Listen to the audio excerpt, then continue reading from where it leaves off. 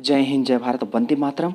यह वीडियो हमारे नवनियुक्त शिक्षकों के लिए बहुत ही महत्वपूर्ण है, जिसमें से उन शिक्षकों के लिए बहुत ही महत्वपूर्ण है जो आपके शिक्षा मित्र थे, अब वे एक सहायक अध्यापक के रूप में नियुक्त हुए हैं। तो इस तरीके से ये वीडियो उनके लिए बहुत ही खास है, बहुत ही महत्वपूर्ण है, जिसमें आप जानेंगे कि Diksha old to new MSID transfer, इसकी जो लास्ट डेट है वो 15 दिसंबर निर्धारित की गई है।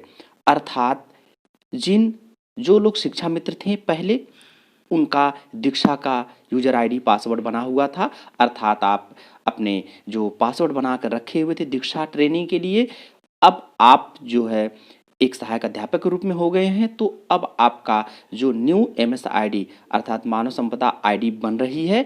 तो किस तरीके से आपका इसमें जो प्रॉब्लम है वो ये आप समझिए कि अगर आप न्यू के साथ लॉगिन कर रहे हैं तो उस आईडी को हटा दिया गया है, रिमूव कर दिया गया है, क्योंकि जब एक ही आपकी एमएस आईडी चलेगी मानव संपदा पोर्टल की, EHRMS आईडी केवल एक ही होगी किसी भी कर्मचारी की। तो क्योंकि अब आप शिक्षा मित्र से आप सहायक अध्यापक हो गए तो आपकी यूजर आईडी को क्लोज कर दिया गया, बंद कर दिया गया है। अब आपके लिए न्यू आईडी बना दी गई है। तो समस्या अब आपकी यहाँ हो रही है कि अगर न्यू आईडी से आप लॉगिन कर रहे हैं तब ये बताया जा रहा है कि आपका मोबाइल नंबर या ईमेल आईडी आपका ऑलरेडी जो एग्जिस्ट है, अर्थात वो ऑलरेडी रजिस्टर्ड है, आपका लॉगिन नहीं होता है, अर्थात दीक्षा ऐप आपका ओपन नहीं होगा। दूसरी बात है कि अगर आप किसी दूसरे मोबाइल से या किसी दूसरे ईमेल आईडी से अगर आप रजिस्ट्रेशन करके लॉगिन करते दीक्षा में तो आपकी ये समस्या होगी कि आपको एक न्यू दिखाएगा और न्यू में दिखाने में जो भी आपने अब तक शिक्षा मित्र रहते हुए जो भी आपने कोर्स किए हुए हैं वो सब प्रशिक्षण आपको शो नहीं करेगा। तो इस सॉल्व करने के लिए महानिदेशक विजय किरण आनंद जी के द्वारा एक निर्देश जारी किया गया है, आदेश दिया गया है। आइए उस आदेश को समझते हैं। मैंने इसका मुख्य सार आपको बताया, आइए अब पूरी डिटेल में जानकारी हासिल करते हैं। जैसा दिया गया है कि Diksha old to new MSID transfer केवल नवनियुक्त शिक्षक जो पहले शिक्षा मित्र थे के लिए मान्य। अंतिम तारीख 15 दिसंबर। BSA BEO DC training SRG एवं अन्य सभी सदस्य कृपया ध्यान दें। जैसा कि आप अवगत हैं कि नवनियुक्त शिक्षकों में जो पहले शिक्षा मित्र थे उनकी दूसरी EHRMS आईडी बनाई गई है।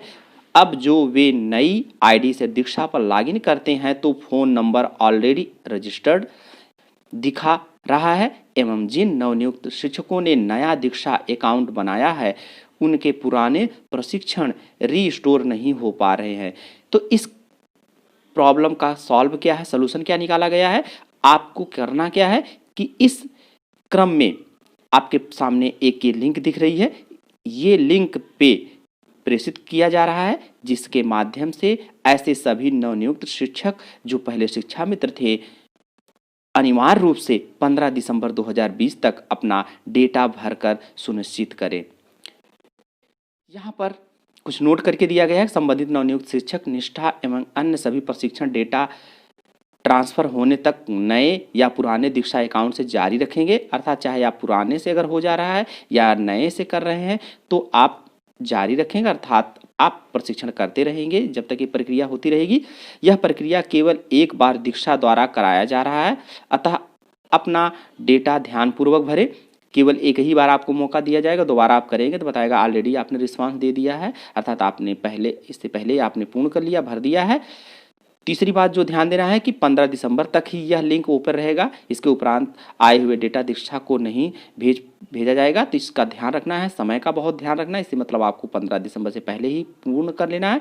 चौथी जो खास बात है कि फार्म में नाम इंग्लिश के बड़े अक्षरों में लिखे जाएंगे। तो ये मुख्य रूप से जो आपको नोटिस ध्यान देना है, जो आपको बहुत ध्यान देने योग्य बातें हैं, 4 बातों को मैंने बताया। तो आइए आप ओपन करके ये चेक करते हैं कि आखिर इसमें है क्या और इस लिंक में खुलता क्या है, क्या क्या डाटा आपको देने हैं। तो जैसा आप देख रहे हैं कि हेडलाइंस तो आपको पता ही चल रही है, इसकी हेड जिसमें दे दिया गया है, जो पहले मैं ऑलरेडी बता दी हूँ, आवश्यक है जहाँ पर स्टार लगे वो भरना आपको बहुत ही कंपलसरी है, जिसमें पहला भरना है ईमेल आईडी, अपना ईमेल भरना है। कोशिश ये करिएगा जहाँ तक मुझे लग रहा है कि ईमेल आईडी आप वही भरिए जो दीक्षा में आपने जो अपना भरा हुआ है। तो इस तरीके से जिससे रजिस्ट्रेशन आपने दीक्षा ऐप में किया है। दूसरा क्या हो सकता है कि टीचर नेम, आपको अपना नाम भरना है। यहाँ आपको अपना ओल्ड EHRMS ID भरनी है, अर्थात जो आप शिक्षा मित्र हैं, जो मानव क्षमता आपका कोड लॉन्च हुआ था, जारी हुआ था, वो आपको यहाँ से आपको भरना है। इसके बाद न्यू HRMS ID भरना है, EHRMS ID, अर्थात जो नया आप सहायक अध्यापक जब 69,000 में हुए हैं या इसके बाद में हुए हैं, तो आपको यहाँ पर अपना न्यू EHRMS ID आपका भरना है। इसके बाद आपको अपनी प्रगति की एक कॉपी आपके लिए पते पर ईमेल कर दी जाएगी और यहाँ एक ही पेज का केवल फॉर्म भरना है, आपको लास्ट में सबमिट कर देना है। तो इस तरीके से जो आपको करने हैं, अपना यहाँ पर नाम डाल देंगे, इसके बाद आप अपना पुराना कोड डाल देंगे, इसके बाद अपना न्यू डाल देंगे और अंत में करने के बाद आप सबमिट पर क्लिक कर देंगे। तो इस तरीके से ये बहुत ही महत्वपूर्ण जानकारी है ऐसे सम्मानित प्रिय शिक्षिकाओं के लिए जिनका शिक्षा मित्र पद पे पहले पूर्ण थे, अपनी योग्यता को उन्होंने साबित करते हुए या अपने आप को एक अच्छे मुकाम पर ले जाने का प्रयास करने के बाद अब वे एक सहायक अध्यापक के पद पर पहुंच चुके हैं। तो ऐसे लोगों को मेरी तरफ से बहुत बहुत हार्दिक शुभकामनाएं और बधाई। उनके लिए महत्वपूर्ण वीडियो है, कृपया वीडियो को देखें और अपने लोगों तक पहुंचाने का प्रयास करें। वीडियो देखने के लिए बहुत बहुत धन्यवाद। जय हिंद, जय भारत, वंदे मातरम।